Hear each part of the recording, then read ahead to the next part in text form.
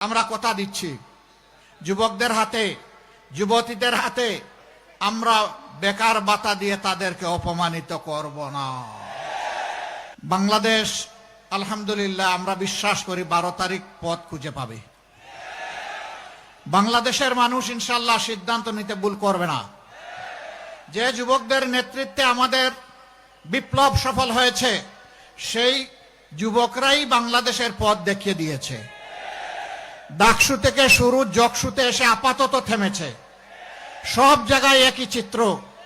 আমরা চাই দালাল মুক্ত বাংলাদেশ, আমরা চাই চাঁদাবাজ মুক্ত বাংলাদেশ, আমরা চাই দুর্নীতিবাজ মুক্ত বাংলাদেশ, আমরা চাই মামলাবাজ মুক্ত বাংলাদেশ, আমরা চাই ব্যাংক ডাকাত মুক্ত বাংলাদেশ, আমরা চাই ঋণ খেলাপি মুক্ত বাংলাদেশ।